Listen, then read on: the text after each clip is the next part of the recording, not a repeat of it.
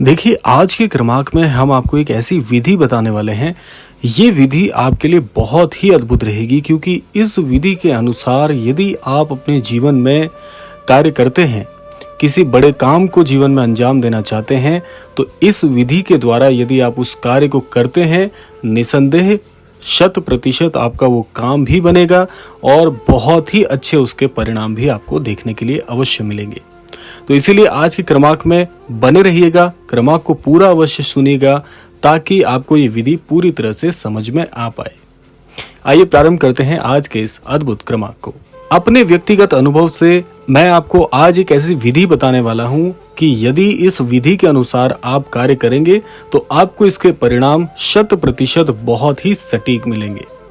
बहुत से लोगों का इस क्रम में हमारे पास प्रश्न आ रहा था कि आप अपने व्यक्तिगत जीवन में किस प्रकार से महाराज जी से प्रार्थना करते हैं, कौन सी विधि को अपनाते हैं जिससे कि आप अपने जीवन में बहुत ही अच्छे समय को जीवन में लेकर आ सकते हैं। तो वो विधि आपके साथ साझा कर लेते हैं। देखिए, इससे पहले मैं आपको बताना चाहूँगा कि महाराज जी के कुछ ऐसे अकाट वाक्य हैं जिनको जीवन में प्रयुक्त करने मात्र से ही महाराज जी के वाक्यों को भी सार्थक किया जा सकता है और निसंदेह आप अपने जीवन में भी अग्रिम श्रेणी में बढ़ सकते हैं। तो वही विधि, उसी स्वरूप के चलते हम बढ़ते हैं आगे अपने क्रमांक की ओर। विधि क्या करनी है, बहुत ही सरल सा प्रयोग है। प्रयोग क्या रहेगा कि जिन भी अनन्य भक्तों ने महाराज जी को अभी तक अपने गृह स्थान पर स्थापित नहीं किया है, सबसे पहले ये कार्य उन्हें करना होगा।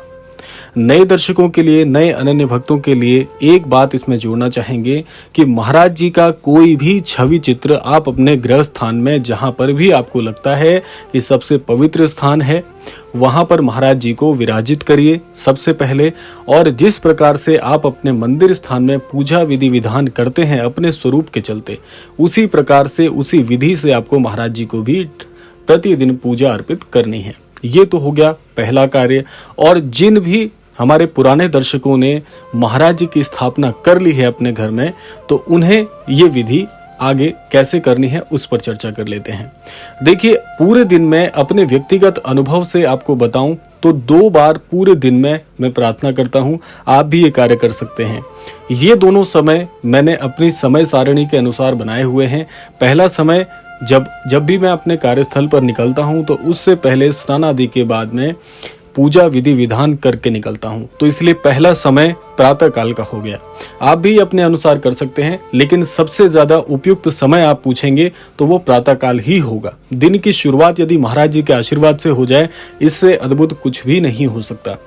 तो पहली विधि, पहले क्रम में हमें क्या करना है कि आप अपने दैनिक पूजा पाठ के बाद में जहां पर भी महाराज जी का आपने स्थान स्थापित किया है, वहां पर कुछ समय के लिए आपको शांत मन से बैठकर एक प्रार्थना करनी है। वो प्रार्थना क्या होगी, आइए उस पर चर्चा कर लेते हैं। प्रार्थना होगी कि मान लीजिए आपका कोई अमुक कार्य है जिसके लिए आप अपने जीवन में मनोकामना आपने रखी है कि मेरा ये कार्य होना है या इस कार्य का मेरा लक्ष्य है। उस लक्ष्य को अपनी प्रार्थना में प्रतिदिन महाराज जी के स्वरूप के समक्ष बैठकर महाराज जी को प्रतिदिन अवगत कराना है।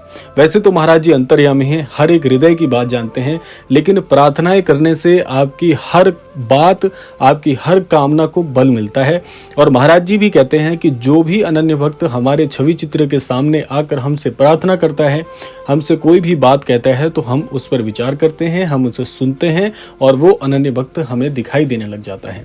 तो महाराज जी के कथानुसार पहला क्रम यही आपको करना है कि अपने दिन की शुरुआत होने से पहले, अपने कार्यस्थल पर जाने से पहले अपनी प्रार्थना को महाराज जी के समक्ष कहकर जाइए।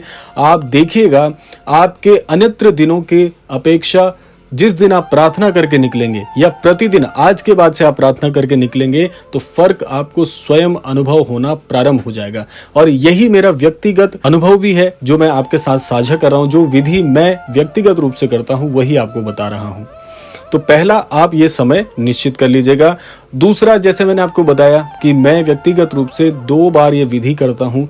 दूसरी विधि, जब अपने कार्यस्थल से आप वापस आ जाते हैं, जो संध्याकालीन पूजा का समय होता है, जैसे मुझे कई बार समय लग जाता है घर आने में, तो उस दौरान मैं क्या करता हूँ कि जो संध्याकालीन के बाद का जो भी समय मुझे लगता है कि ये समय मेरे लिए बहुत उपयुक्त है, उस समय को आप चुन सकते हैं।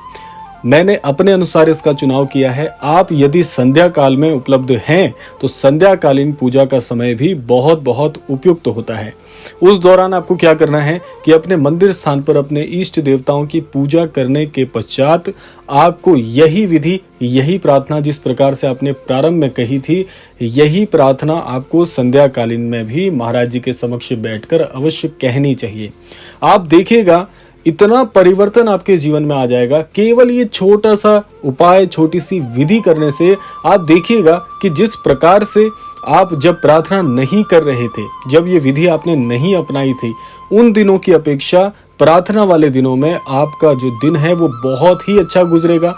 दूसरा, महाराज जी का आशीर्वाद आपको मिलेगा और तीसरा, आपकी जो मनोकामना है उसको बल मिलेगा। ये बहुत ही सटीक उपयोग है क्योंकि व्यक्तिगत रूप से इसे मैं अपनाते आ रहा हूं और काफी समय से इस विधि को कर रहा हूं।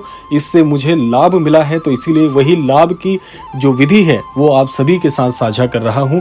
बहुत ही अच्छा, बहुत ही सरल और बहुत ही स्पष्ट ये प्रयोग है। बहुत छोटी सी विधि है, प्रत्येक व्यक्ति इसको कर सकता है, हर कोई इस विधि को कर सकता है क्योंकि प्रार्थनाओं में बहुत बल होता है।